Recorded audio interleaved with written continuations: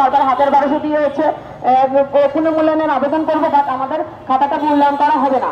এভাবে 74,000 স্টুডেন্ট যদি ফোন করে, বারবার একই সাবজেক্টে যদি বারবার হচ্ছে 1200 টাকা করে পুনর্মূল্যায়নের আবেদন করা হয়, ফর্ম ফিল আপ তো আছেই নির্দিষ্ট একটা টাকা। তো আমরা মনে করছি এটা ওদের একটা বাণিজ্য, সেক্ষেত্রে আমাদের খাতা দেখাবে না, আমাদের খাতা দেখানোর কথা বলছে এবং ডাকছে 6 এপ্রিল আমরা গিয়েছি।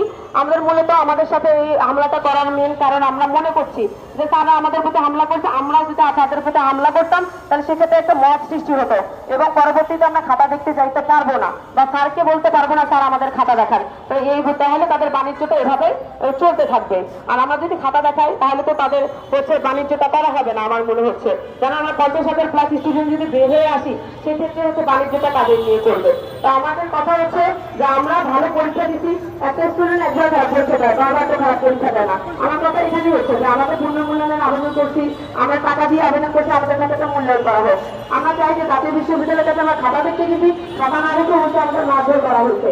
কেন মারধর করা হয়েছে? আমরা মনে করছি খাতা দেখাতে না পেরেই খাতা মারধর করেছে, কারণ খাতা দেখানোর কথা বলতে বলতে আমাদের শুধু ঘোরানোই হয়, খাতা দেখানো হয় না।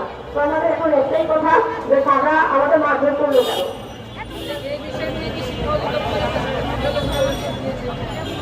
আমরা থানার অভিযোগ করার জন্য গেছিলাম, থানার প্রশাসন আমাদের বলছে, সারা প্রশাসনের সেদিন ঘটনাস্থলে উপস্থিত ছিল, ওরা আমাদের পর্যন্ত না